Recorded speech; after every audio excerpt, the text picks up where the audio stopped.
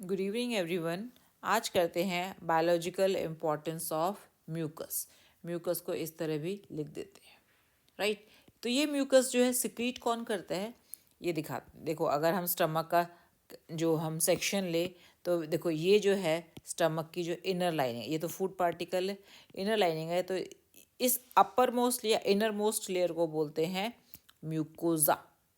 और म्यूकोजा के जो नीचे, ये तो म्यूकोजा हो गया, उसके नीचे जो लेयर उसको बोलते हैं सब म्यूकोजा। और ये जो येलो कलर की लाइनिंग है इसको बोलते हैं मस्कुलरिस, जिसमें सर्कुलर मसल्स और लॉन्गिट्यूडनल मसल्स होते हैं। और जो आउटर मोस्ट लेयर है उसे बोलते हैं सीरस लेयर या सीरोसा, ठीक है। तो अब ये जो इनर मोस्ट म्यूकोजा लेयर है, अगर हम उसे देखें तो इस तरह से जो म्यूकोजा लेयर है वो इस तरह से कॉलमनार एपिथेलियम का बना हुआ है। कॉलमनार एपिथेलियल सेल्स इस तरह से होते हैं, कॉलम लाइक होते हैं, ये इनका न्यूक्लियस है। तो कुछ एपिथेलियल सेल्स जो हैं वो स्पेशलाइज्ड सेल्स हैं जिनको हम कहते हैं mucus sales, you can say उनको हम गॉबलेट सेल्स भी बोल देते हैं। और ये गॉबलेट सेल्स क्या रिलीज करते हैं, दे रिलीज म्यूकस, ठीक है। तो अब ये जब म्यूकस रिलीज करेंगे तो इनर जो अंदर की जो लाइनिंग है, गैस्ट्रिक लाइनिंग, वो कवर हो जाती है किससे, म्यूकस हो जाती है, ठीक है। अब हम इसके फंक्शंस करते हैं कि म्यूकस का एक्चुअली रोल क्या है, ठीक है। सबसे पहले तो हम ये देखते हैं कि जैसा कि अभी मैंने बताया कि जो गॉबलेट सेल्स हैं वो रिलीज़ कर रहे हैं म्यूकस को, ठीक है ना। तो हम इन गॉबलेट सेल्स को यूनिसेल्युलर ग्लैंड सेल्स भी बोल सकते हैं ना, या ग्लैंडुलर सेल्स भी बोल सकते हैं, जो कि क्या सिक्रीट कर रहे हैं, म्यूकस सिक्रीट कर रहे हैं। प्लस अगर हम इस म्यूकस की जो कंपोजिशन देखें, इसके कंपोनेंट्स देखें, वो क्या है, it is made up of water, some salts जैसे कि बाइकार्बोनेट्स हैं, प्लस ग्लाइकोप्रोटीन्स। तो अब ये जो सिक्रीशन है इसका क्या रोल है, क्या फंक्शन है, वो हम देखते हैं। तो जो पहला फंक्शन है वो ये है, इस म्यूकस में अडहरेंट प्रॉपर्टीज़ है, ठीक है। अडहरेंट प्रॉपर्टीज़ के कारण क्या करता है, एक तो ये फूड पार्टिकल्स को अडहर करके रखता है, जोड़ के रखता है इनटू लार्ज पीस मासेस और पीसेस।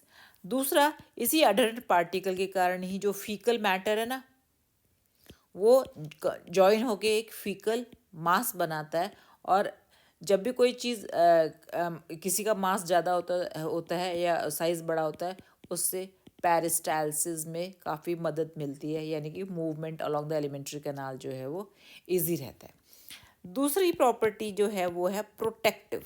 प्रोटेक्टिव कैसे, जैसे अभी मैंने बताया कि इनर लाइनिंग जो है पर सारा म्यूकस स्प्रेड कर जाता है। और म्यूकस स्प्रेड होने से क्या होता है कि फूड पार्टिकल्स या फूड जो है या बोलस जो है वो अंदर की लाइनिंग को डैमेज नहीं करता है। एलिमेंट्री कैनाल की अंदर वाली लाइनिंग जो है वो प्रोटेक्टेड रहती है from the injury caused by the food particles. तो इसको क्या क्या कहते हैं, protective in nature, right. Now third function जो है वो ये है कि ये जो म्यूकस है, it has a properties known as amphoteric properties. Amphoteric properties का मतलब ये है कि it can react with acid, it can react with bases. तो ये एसिड्स और बेसिस दोनों के साथ रिएक्ट करता है।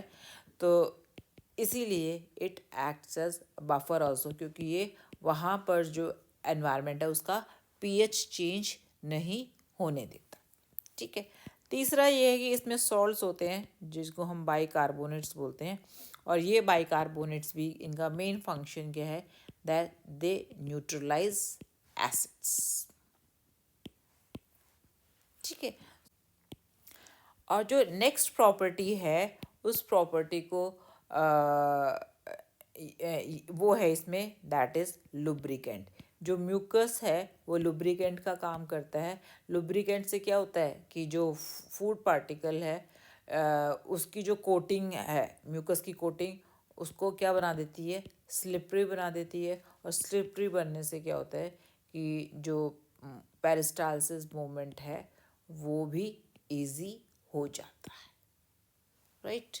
This is all for today, thank you very much.